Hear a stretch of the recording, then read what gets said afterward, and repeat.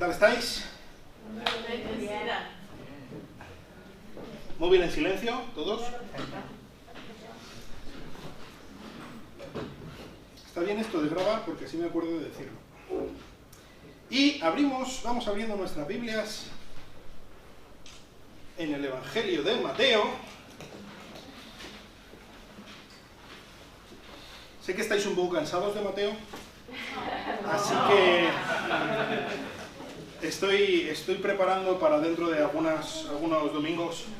Voy a hacer como otras veces he hecho con Ruth y con lo que hice en Navidad, un poco de descanso y vamos a estar viendo otras cosas. Pero ahora seguimos con Mateo, ¿os acordáis? Estábamos en el cuarto discurso del Evangelio de Mateo. ¿Os acordáis? Este cuarto discurso, que es todo el capítulo 18, en este discurso Jesús estaba hablando, ¿os acordáis? Estábamos dentro de esta serie del Camino Real y Jesús estaba hablando en cuanto a nosotros, al ir de la mano de Jesús en este camino, qué es lo que nos toca hacer. Y más específicamente dentro de la comunidad cristiana. Hoy específicamente vamos a ver una de las pocas veces que Jesús menciona la palabra iglesia. Ya la vimos otra vez en el capítulo 16, cuando os acordáis, que estábamos hablando que las puertas del Hades no prevalecerán. Pero esta es la segunda vez que Jesús menciona la palabra iglesia. Hoy vamos a ver a partir del versículo 15 y hasta el versículo 35, pero antes me gustaría hacerte una pregunta. ¿Os acordáis? El otro día estábamos hablando de Jesús estaba advirtiendo que no seamos una piedra de tropiezo para los más pequeños. ¿Os acordáis? Ahora me gustaría preguntarte, ¿alguna vez alguien ha sido una piedra de tropiezo para ti? Sí. ¿Alguna vez alguien te ha fallado miserablemente? ¿Alguna vez alguien te ha hecho tanto daño que has querido tirar la toalla? Específicamente, algún hermano en el Señor, alguien dentro de la iglesia, te ha dicho algo o te ha dejado de decir algo que te ha roto el corazón. Probablemente la respuesta a todas estas preguntas de cada uno de vosotros sea que sí. ¿Por qué? Porque vivimos en un mundo roto, vivimos en un mundo caído. Y, como he dicho muchas veces, la iglesia no es un museo de santos. La iglesia es un hospital de pecadores. Aquí estamos un grupo de pecadores reunidos. Pecadores que como pecadores pecamos. Y no solamente pecamos contra Dios, es que pecamos unos contra otros. ¿Qué hacemos con esto? ¿De qué manera lidiamos con el pecado dentro de un mundo de pecadores, dentro de una iglesia de pecadores? ¿De qué manera podemos lidiar con el pecado? Siguiendo este camino de humildad que estábamos hablando, del que nos estaba hablando Jesús. Pues eso es precisamente de lo que nos habla en esta última porción del capítulo 18 del Evangelio de Mateo. Y vamos a leerlo juntos, si os parece, capítulo 18 de Mateo, a partir del versículo 15. Dice así: si tu hermano peca, ve y repréndelo a solas. Si te escucha, has ganado un hermano. Pero si no te escucha, lleva contigo a 2 o más, para que toda palabra sea confirmada por boca de 2 o 3 testigos. Y si rehúsa escucharlos, dilo a la iglesia. Y si también rehúsa escuchar a la iglesia, sea para ti como el gentil y el recaudador de impuestos. En verdad os digo, todo lo que atéis en la tierra será atado en el cielo, y todo lo que desatéis en la tierra será desatado en el cielo. Además os digo que si 2 de vosotros se ponen de acuerdo sobre cualquier cosa que pidan aquí en la tierra, les será hecho por mi Padre que está en los cielos. Porque donde están 2 o 3 reunidos en mi nombre, allí estoy yo en medio de ellos. Entonces se le acercó Pedro y le dijo: Señor, ¿cuántas veces pecará mi hermano contra mí que yo haya de perdonarlo? ¿Hasta 7 veces? Jesús le dijo: no te digo hasta 7, sino hasta 70 veces 7. Por eso el reino de los cielos puede compararse a cierto rey que quiso ajustar cuentas con sus siervos, y al comenzar a ajustarlas se le fue presentado uno que le debía 10.000 talentos. Pero no teniendo él con qué pagar, su señor ordenó que lo vendieran, junto con su esposa, hijos y todo cuanto poseía, y así pagaría la deuda. Entonces el siervo cayó postrado ante él, diciendo: ten paciencia conmigo y te lo pagaré. Y el señor de aquel siervo tuvo compasión, y lo soltó, y le perdonó la deuda. Pero al salir aquel siervo encontró a uno de sus consiervos que le debía 100 denarios, y echándole mano lo ahogaba diciendo, paga lo que me debes. Entonces su consiervo, cayendo a sus pies, le suplicaba diciendo, ten paciencia conmigo y te pagaré. Sin embargo, él no quiso, sino que fue y lo echó en la cárcel hasta que pagara lo que debía. Así que cuando vieron sus consiervos lo que había pasado, se entristecieron mucho y fueron y contaron a su señor todo lo que había sucedido. Entonces, llamándolo su señor, le dijo, siervo malvado, te perdoné toda aquella deuda porque me suplicaste. ¿No deberías tú también haberte compadecido de tu consiervo, así como yo me compadecí de ti? Y enfureció su señor y lo entregó a los verdugos hasta que pagara todo lo que debía. Así también mi Padre Celestial hará con vosotros, si no perdonáis de corazón cada uno a su hermano. Vamos a orar. Señor, te pido que tú nos ayudes a entender el corazón de tu Hijo Jesucristo, que tú nos ayudes a entender tu corazón, Señor. Que tú nos ayudes a entender lo que es la justicia, que tú nos ayudes a entender lo que es la gracia. Ayúdanos a entenderlo y ayúdanos a vivirlo en nuestra relación con los demás. Y te lo pido en el nombre de Cristo. Amén. Pues, como decía, hasta ahora Jesús ha estado hablando de que nosotros debemos intentar no pecar contra otros, ¿verdad? Estabas diciendo, Jesús, más le valdría si alguien hace pecar a uno de estos pequeños, atarse una piedra de molino al cuello y tirarse al mar. Mucho cuidado. Debemos ser humildes, debemos amar a los más pequeños, debemos tener cuidado con que nuestras acciones no sean de tropiezo para otros. Debemos tener cuidado de no pecar contra otros. Pero ahora las tornas se cambian. Y Jesús, muy a propósito, quiere ver la otra cara de la moneda. Porque es verdad que nosotros debemos intentar no pecar contra otros, pero ¿qué pasa si alguien peca contra nosotros? ¿Qué tenemos que hacer? ¿Cuál es la reacción que debemos tener como personas que van de la mano de Jesús por este camino real? ¿Qué pasa si otros son piedras de tropiezo para nosotros? ¿Qué pasa si otros nos rompen el corazón? Pues, si tu hermano peca, hay algunos manuscritos que incluyen contra ti. Yo creo que esto de lo que está hablando es de algo personal, así que puede ser que sea contra ti, pero en cualquier caso, Jesús lo está enfocando como tienes que intentar solucionarlo, lo primero, de una manera discreta, humilde y con valentía. Este es el primer paso que debemos dar. Da igual si es algo que un pecado personal hacia nosotros o sencillamente alguna cosa que hayamos visto que alguien, un hermano, está haciendo mal, pero debemos tener en cuenta estas tres cosas. Vamos a hablar un poco más de ello ahora mismo. Discreto, humilde y valiente. Discreto. Dice en este primer versículo, ve y repréndelo a solas. A solas. ¿Por qué? En todos los pasos, Jesús va a estar dando ahora algunos pasos que hay que seguir para lidiar con el pecado cuando alguien peca contra ti, cuando alguien peca en la iglesia. Lo primero, a solas. ¿Cuál es el propósito de Jesús en todos estos pasos que él da? El propósito de Jesús y nuestro propósito siempre, siempre debe ser la reconciliación. El propósito siempre debe ser el arrepentimiento. El propósito no debe ser la humillación. No debe ser el castigar a alguien. No debe ser el dejarlo en evidencia. Es por eso que tenemos que ir donde él a solas. ¿Qué es lo que solemos hacer cuando vemos que alguien está haciendo algo mal? Y más un hermano. Pues voy a decírselo a mi mujer y se lo voy luego a decir ¿a quién? A Jorge, y luego se lo voy a decir a no sé quién, y luego, pues tú te has enterado de que no sé quién está haciendo no sé cuántos.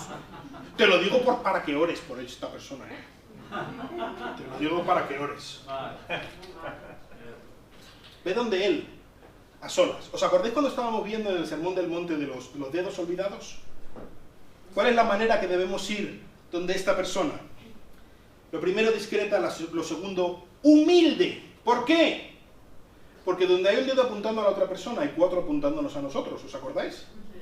¿Os acordáis cuando hablábamos de quitar la paja del ojo ajeno con una viga metida en nuestro ojo? tenemos que tener cuidado. Tenemos que tener cuidado, lo primero, mirarnos a nuestro corazón antes de reprender a otro, ¿vale? Pero también tenemos que tener cuidado porque puede ser que no estemos entendiendo correctamente la situación. A mí personalmente me ha pasado que después de estar pensando mal de otras personas y de hablar mal de otras personas, me he dado cuenta que realmente el culpable era yo. Y yo era el responsable. Quizá esa persona sí había hecho algo, pero realmente el que había desencadenado todo era yo. O en cualquier caso yo tenía parte de culpa, así que yo con qué cara voy hablando a otros mal de esa persona si yo también estoy participando de eso mismo. Tenemos que ser humildes, tenemos que hablar con amor, porque puede ser que sencillamente hayamos malinterpretado la situación. Somos expertos en esto, en malinterpretar las cosas, sobre todo cuando pensamos que alguien nos está atacando a nosotros. Solemos malinterpretarlo. Así que con mucho cuidado, con pies de plomo, con mucho amor, con mucha humildad. Y lo tercero, valiente. Ve a hablar con él.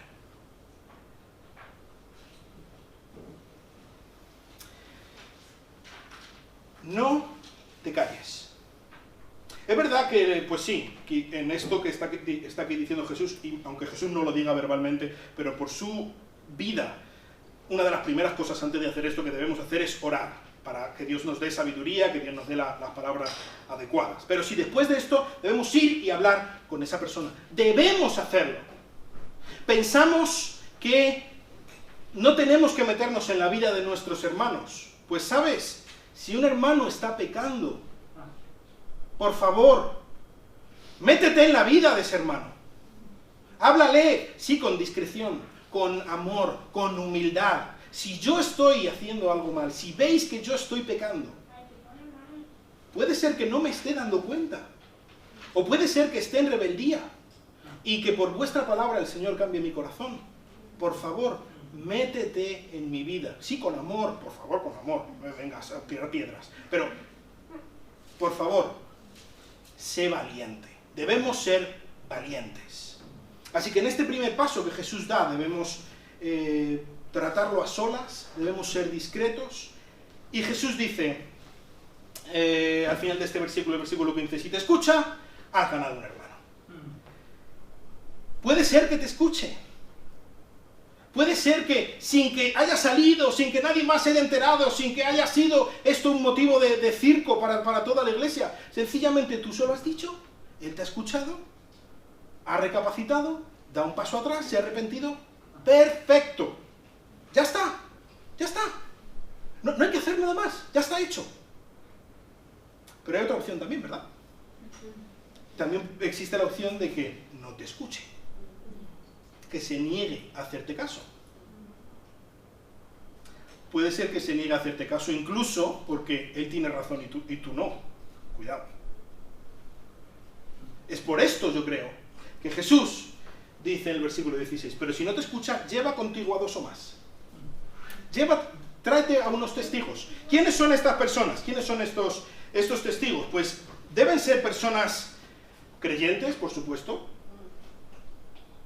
maduras espiritualmente. Aquí no habla específicamente que sean líderes de la iglesia, pero yo creo que sería una buena idea que fueran líderes en la iglesia. No te lleves a tu cuñado que sabes que te va a dar la razón. No te lleves a alguien intenta llevar a alguien imparcial, a alguien sabio, a alguien maduro espiritualmente. Alguien que pueda de verdad dilucidar qué está pasando allí y hablar la verdad de lo que está ocurriendo allí. ¿Cuál es el propósito en este paso? El mismo, la reconciliación, el arrepentimiento, el que se llegue a una solución sin que salga, sin que más gente se entere. Ahora sí, se han incluido a 2 o 3.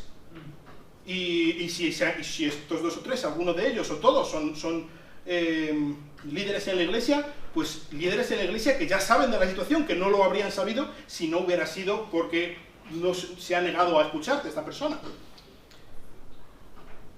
Aquí Jesús está no solamente dando un sabio consejo, sino además citando la ley de Dios en Deuteronomio 19:15, en el que Moisés está diciendo que cuando haya una disputa, que tienes que traer testigos para que no haya injusticias, para que no haya tergiversaciones, para que no haya malentendidos, versiones sesgadas, venganzas personales, para que sea algo serio, algo objetivo de lo que se esté hablando.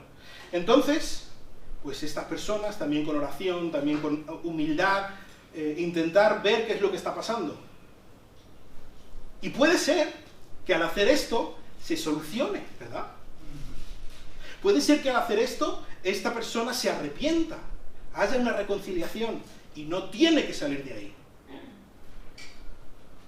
Pero también puede ser que no sea así.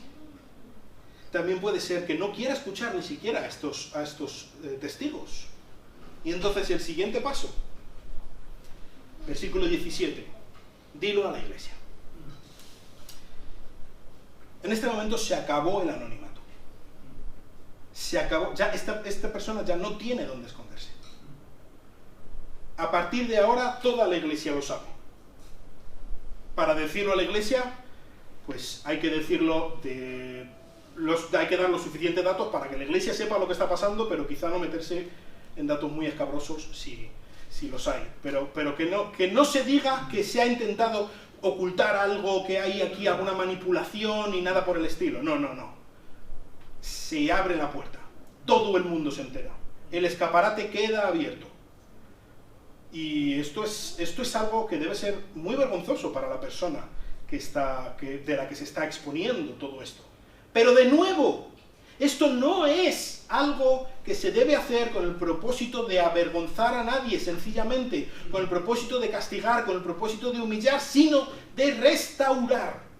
Siempre el amor y la intención de restauración debe estar subyacente en todos estos pasos, en todos estos intentos de hacer recapacitar a esta persona.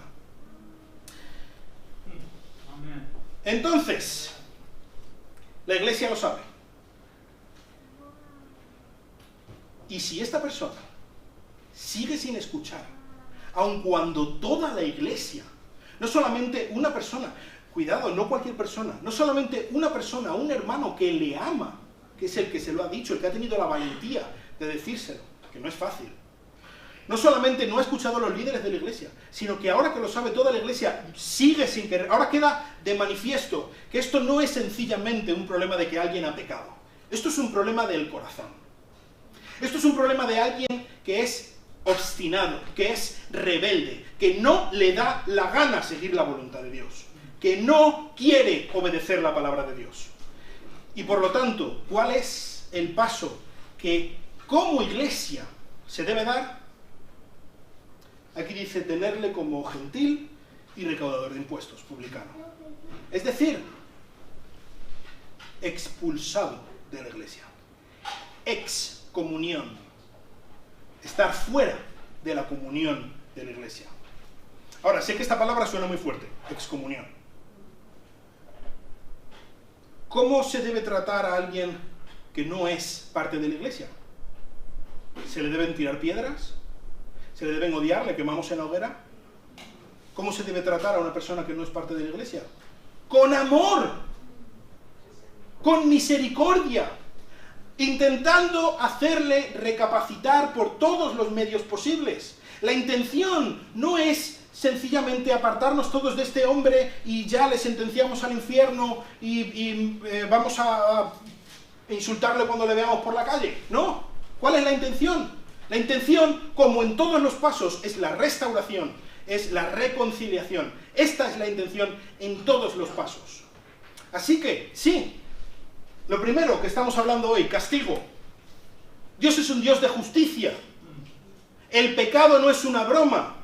Y aquí Jesús está dando instrucciones con humildad, con amor, de qué manera hay que hacerlo para intentar la reconciliación. Pero, además de que la idea es la reconciliación, también hay otra idea muy importante aquí.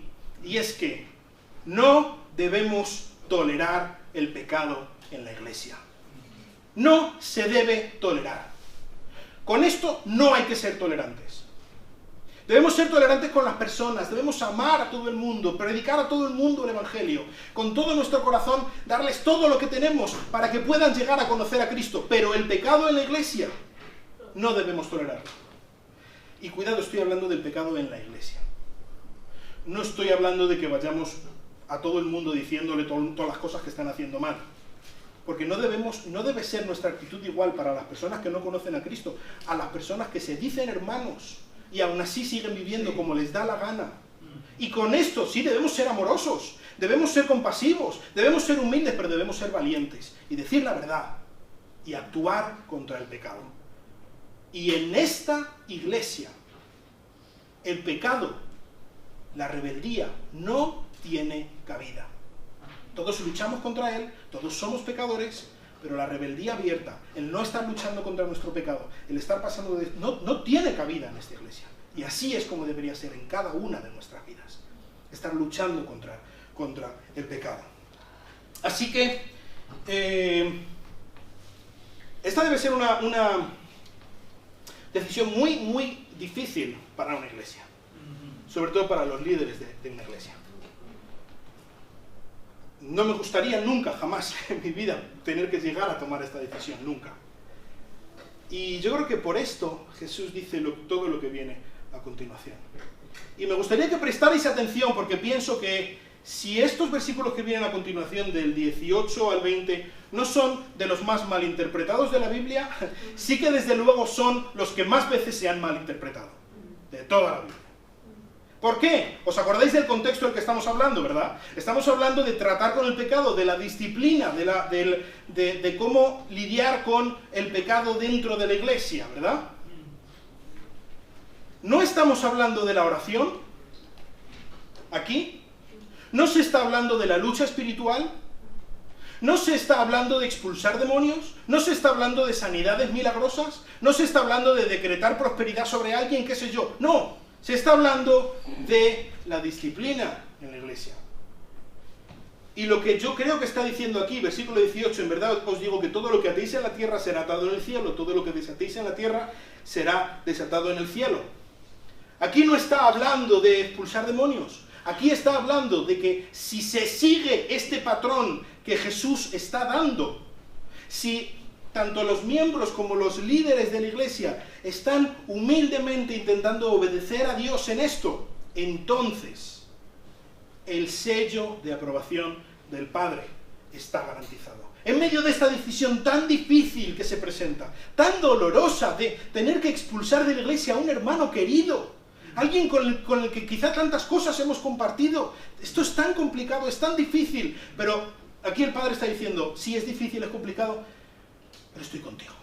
Estoy de acuerdo contigo. Si tú llevas esto adelante, yo voy a dar el sello de aprobación. Y no solamente esto, aquí vamos a otro versículo que miles de veces, yo creo, he escuchado mal interpretado. Y muchas veces sin yo saberlo, yo lo he mal interpretado muchas veces.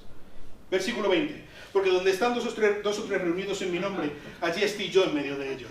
Normalmente esto se usa, estamos en una reunión de oración y somos tres.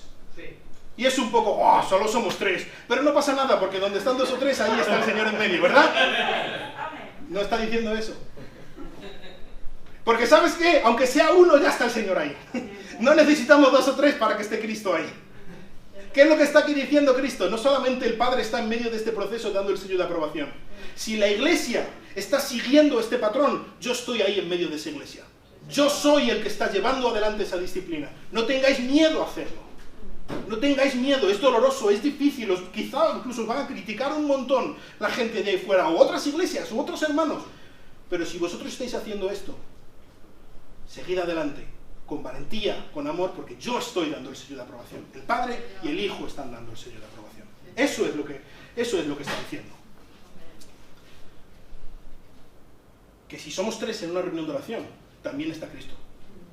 No estoy diciendo que no, pero no es lo que está diciendo este versículo, ¿vale? Entonces se le acerca a Pedro y le dice, Señor, ¿cuántas veces pecará mi hermano contra mí que yo haya de perdonarlo? Pedro está yendo un paso más allá. ¿Os acordáis que estábamos diciendo en todos los pasos había dos opciones? O que la persona se arrepintiera o que no. Y si se arrepiente, entonces, ¿qué hacemos con esta persona si se arrepiente? ¿Le perdonamos? Y si le perdonamos y vuelve a hacerlo, entonces ¿qué hacemos con esta persona? ¿Cuántas veces tenemos que perdonarlo? Y Pedro yo creo que va aprendiendo de su maestro. Porque 7 parece un número bastante grande. De hecho, según los rabinos de la época, ellos hablaban de este tema. Ellos decían que el número máximo de perdonar a una persona es 3 veces. Y Pedro lo lleva hasta 7. ¿Sabéis? El 7 en este tiempo se consideraba el número de la perfección. El número de algo completo. Entonces, pues, Pedro, estás a tope. Muy bien, muy generoso por tu parte. Pues Jesús le dice, no te digo hasta 7, sino hasta 70 veces 7. No te digo que lo perdones completamente, sino hasta completamente por 10 multiplicado por completamente. 490 veces, dice Jesús. ¿Qué está diciendo Jesús? ¿Que llevemos la cuenta hasta 490? No. Jesús está diciendo, no lo cuentes. No lleves la cuenta. Simplemente perdona. De una manera ilimitada, de una manera absoluta. Perdona. Y desde luego esto debe haber sido una bomba para los discípulos que lo estaban escuchando. ¿Cómo? ¿Que perdone absoluta, completamente todo? Pero, ¿cómo puede ser? ¿Dónde está la justicia? Y para que ellos lo entendieran, Jesús les habla de una parábola. Una parábola muy, muy instructiva para nosotros y que nos habla mucho del corazón de Dios. Y me gustaría que hiciéramos un ejercicio. Me gustaría que escucháramos, voy a explicar esta parábola, pero intentad bloquear en vuestra mente los recuerdos que tenéis de esta parábola.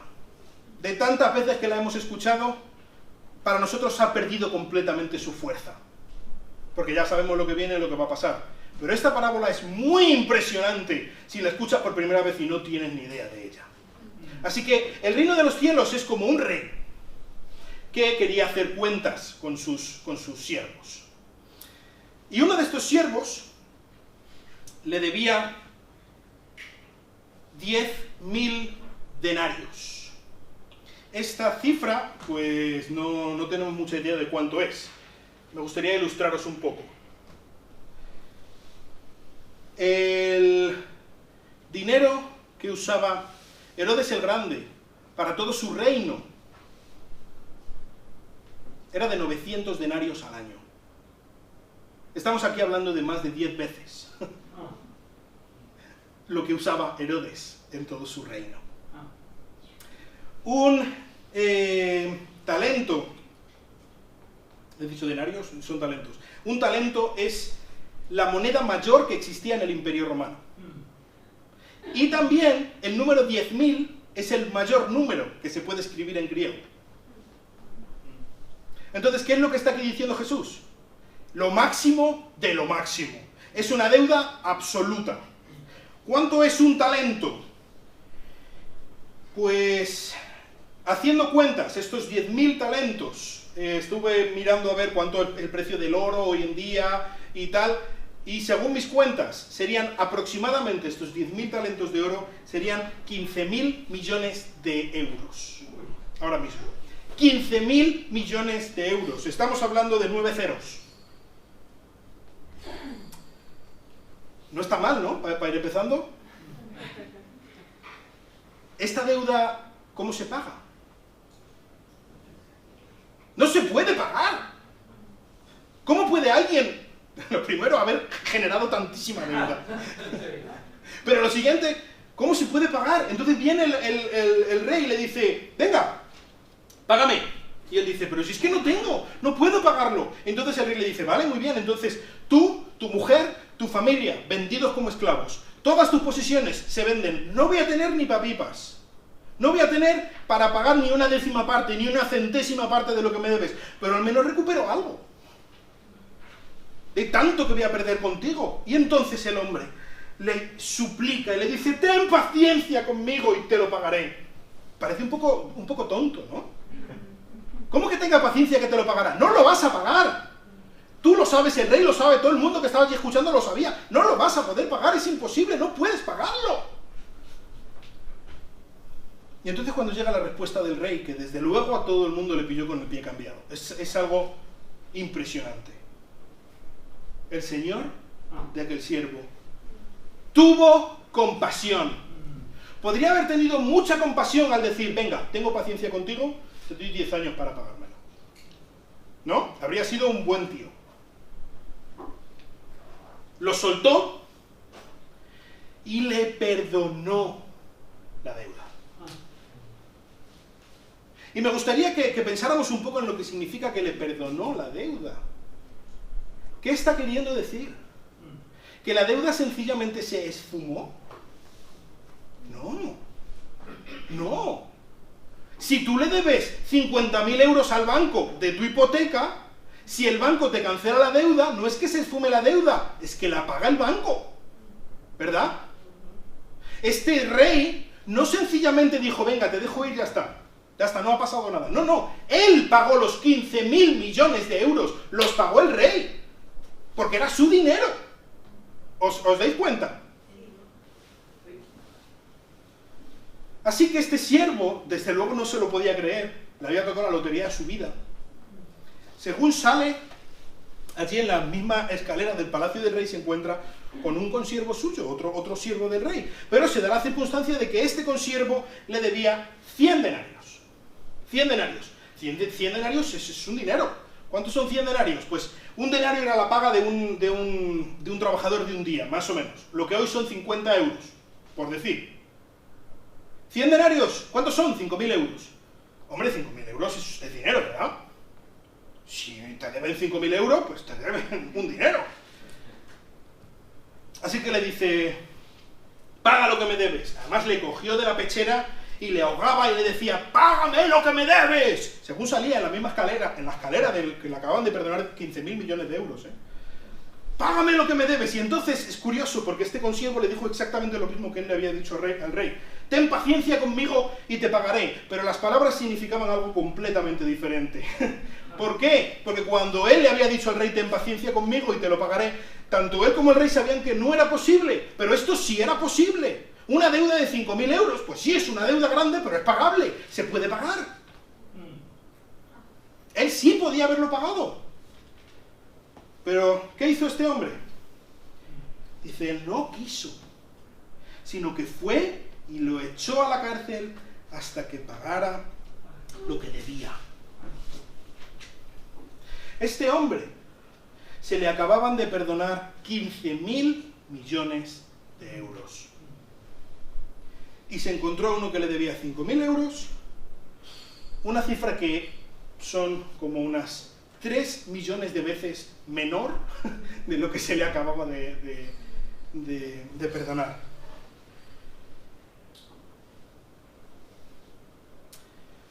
Y le metió en la cárcel. Entonces se enteraron algunas de las personas que estaban por ahí. Desde luego, en una corte no se puede mantener un secreto así. Y se lo dijeron al rey. Y el rey dice que se entristeció mucho. Y llamándolo le dijo, siervo malvado, te perdoné toda aquella deuda porque me suplicaste. ¿No deberías tú también haberte compadecido de tu consiervo, así como yo me compadecí de ti? Me gustaría haceros una pregunta. ¿Tenía este siervo del rey, el primer deudor, tenía el derecho de hacer lo que hizo? Sí. Su consiervo le debía 5.000 euros. Y él tenía el derecho de que se le pagaran. Eso era justicia.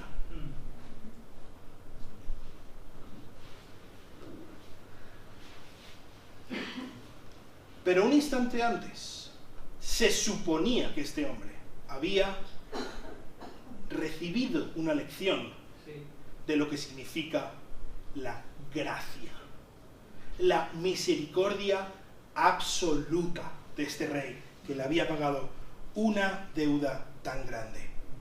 Yo creo que la respuesta de echarlo en la cárcel de este hombre es una de las cosas más sorprendentes de toda esta parábola. ¿Cómo puede ser? ¿Cómo puede ser que alguien que haya recibido tanta gracia, cómo puede ser que alguien a quien se le haya perdonado tanto, cómo puede ser que luego salga y unas migajas de lo que se le había perdonado se lo reclama a muerte a ese otro consiervo? ¿Cómo puede ser? ¿Cómo puede ser que esté reclamando tanta justicia cuando a él se le ha cancelado toda su justicia? Toda la deuda que él tenía. Cuando él debería haber sido echado en la cárcel por los siglos de los siglos. Ni en 1000 vidas habría podido pagar lo que debía. ¿Cómo puede ser que alguien a quien se le hubiera perdonado tanto estuviera ahora escatimando un poquito de perdón hacia esta otra persona? Así que este rey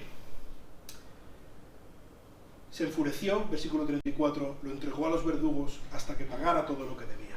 Y dice versículo 35, así también mi Padre Celestial hará con vosotros, si no perdonáis de corazón cada uno a su hermano. No me quiero meter mucho en esto. Si alguien tiene dudas en cuanto a esto, me lo puede venir después a preguntar, pero no digo no creo, sé que aquí no está hablando de que se pierde la salvación si no perdonas a alguien. Entonces, ¿qué está diciendo aquí? Está diciendo que alguien que ha comprendido todo lo que se le ha perdonado no tiene nada a lo que agarrarse para cancelar, para no querer cancelar la deuda a otros, para no querer perdonar a otros. No estoy diciendo que sea fácil. No estoy diciendo que sea sencillo. Pero si lo miramos con perspectiva, lo que se le ha perdonado a alguien, lo que Dios nos ha perdonado a nosotros, no tiene nada que ver con lo que nosotros podemos perdonar a alguien. Si nosotros no queremos perdonar a alguien, sencillamente es porque no hemos comprendido, no hemos entendido, no tenemos la más remota idea de lo que se nos ha perdonado a nosotros. Perdón. Probablemente es una de las cosas más difíciles que hay, perdonar a alguien. Y me gustaría decir algo muy importante en cuanto al perdón. Yo creo que Jesús ha puesto en este orden a propósito a los dos deudores. Primero el que le debe al rey y el rey se lo perdona, y luego el que su consiervo le debe una deuda más pequeña a este que se le ha perdonado tanto. ¿Por qué? Porque nunca, jamás vamos a poder perdonar correctamente a nadie hasta que no comprendamos lo que se nos ha perdonado a nosotros. La clave, el pilar fundamental del perdón se llama Jesucristo. Sin Jesucristo no tenemos la capacidad ni de ser perdonados ni de perdonar a otros, porque no entendemos lo que significa perdonar. Jesucristo no nos ha cancelado una deuda con 15.000 millones de euros.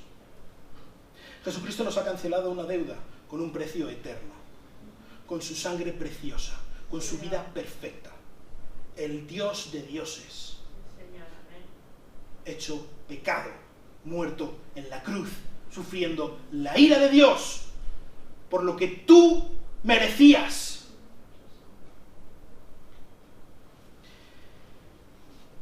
Versículo 27, y el Señor de aquel siervo tuvo compasión, lo soltó y le perdonó la deuda. ¿Os acordáis? No sencillamente la perdonó, la pagó. Pagó la deuda. Y no hay otro pago por tu deuda y por mi deuda que la muerte eterna. Eterna. Y esto solamente se puede satisfacer de dos maneras. O tú sufriendo eternamente, o alguien eterno sufriendo. O tú en el infierno por siempre, o el Dios de dioses, el Cordero de Dios, pagando por el pecado. Y estas son las únicas dos maneras. Es por esto que debemos poner nuestra fe en Cristo. Y es por esto también, yo no sé los pecados que tienes tú en tu bagaje, pero la muerte de Cristo es tan poderosa, es tan perfecta, que no hay pecado que no pueda ser pagado. No hay pecado que no pueda ser perdonado. Es por esto que Jesús dijo, la cifra más alta de la moneda más alta, porque es el precio mayor que se pueda haber dado, porque no hay nada que no se pueda pagar con la sangre de Cristo. También me gustaría que, en cuanto al perdón, que pensáramos en las dos partes que hemos visto de este texto. Por una parte tenemos a alguien obstinado rebelde que no quiere arrepentirse. No sabemos qué ha hecho. No es lo importante. Y por otro lado tenemos a alguien que se arrepiente y pide perdón, ¿verdad? En estos dos casos, lo importante no es lo que se haya hecho. Lo importante es el corazón de la persona. Lo importante es que venga donde Cristo y se arrepienta. Lo importante cuando alguien peca contra nosotros no es tanto lo que nos haya hecho, sino, no debemos tratarle nosotros como nos haya hecho, sino, si se arrepiente, perdonarle. Y si no se arrepiente, amarle lo suficiente como para poder dar estos pasos que Jesús ha dado. Es el corazón de la persona de lo que estamos hablando. Esta es la diferencia entre un caso y el otro. Perdonar es pagar la deuda. Eso es lo que significa perdonar. Y es por eso que es tan difícil perdonar. Porque si alguien ha hecho algo tremendamente malo contra ti, igual que con el dinero, si tú lo perdonas, realmente estás diciendo, yo pago la deuda. Este dolor que me has causado, lo pago. Y lo sacrifico. No porque tú lo merezcas, sino porque a mí sí me ha perdonado mucho más. No hay nada que podamos hacer que nos haga más como Cristo que perdonar. Yo no sé si tienes a alguien en tu vida a quien debes perdonar. Y no me gustaría que sencillamente estemos pensando en esa persona, porque no es lo importante. Pero como he dicho, el pilar fundamental del perdón, si hay alguien a quien debes perdonar, si hay alguien que te ha roto el corazón, si hay alguien que te ha hecho mucho daño, no mires a esa persona. Mira a Cristo. No mires lo que esa persona merece. Mira lo que Cristo merece. Mira lo que Él ha hecho por ti. Cuando miramos a Cristo, cuando vemos todo lo que Él tuvo que hacer para que nosotros podamos ser perdonados, entonces comprendemos que hay algo más valioso, que hay algo que debemos mirar más que la justicia, y es la misericordia. Puede ser que esta persona incluso nunca se arrepienta, ¿sabes? No sé si lo veis aquí. La imagen que he elegido es una cadena que desemboca en un ave que empieza a volar, ¿verdad? ¿Sabes quién es esa persona que es liberada cuando perdonas? Tú. El no perdonar es una cárcel. Es una cárcel para ti. Es una cárcel de amargura. Es una cárcel de dolor. De nuevo, no estoy diciendo que sea fácil. No estoy diciendo que sea rápido. No estoy diciendo que no necesites ayuda de alguien que pueda estar a tu lado guiándote en un proceso, sobre todo si te han hecho mucho daño. Pero como creyentes no tenemos escondite posible para no perdonar a alguien. No lo tenemos. No debemos tenerlo. Y si lo tenemos es que no hemos comprendido. Si hay algo que podemos aprender de este texto es que el pecado es importante. El pecado es muy grave. Debemos expulsar el pecado de nuestra iglesia. Debemos expulsar el pecado de nuestra vida. Debemos tratar con el pecado con misericordia, como Cristo lo ha hecho. Perdonando, con valentía. Pero la solución definitiva al pecado se llama Jesucristo. Y me gustaría especialmente hablarte, si tú estás aquí y nunca has conocido a Cristo como tu Salvador. Él ha muerto por tu pecado. Tu deuda puede ser saldada, está pagada solamente si pones tu confianza en Cristo. Absolutamente toda. No hay un pecado lo suficientemente grande que Él no pueda pagar. Pero también no hay un pecado lo suficientemente pequeño para que no le necesites a Él. Él es exactamente lo que necesitas. Sin Él estás perdido, con Él estás hallado. Vamos a orar. Señor, te doy muchas gracias por este perdón tan precioso que tú nos has dado. Muchísimas gracias porque no tenemos otra cosa a la que agarrarnos que a tu misericordia, a tu gran gracia, Señor. Pero gracias que es tan grande que es tan segura tu misericordia, que podemos agarrarnos con la total confianza de que tú nos sostienes, Señor. Ayúdanos a entenderlo, ayúdanos a interiorizarlo, ayúdanos a vivir por ello, Señor. Y te quiero rogar que tú estés sacando a la luz de nuestro corazón aquellas cosas que no hemos perdonado, aquellas cosas que están causando angustia y rencor y dolor en nuestro corazón, para que lo pongamos delante de ti y podamos tomar una decisión, y es que así como tú nos has perdonado, nosotros perdonamos. Te lo pido en el nombre precioso de Jesús.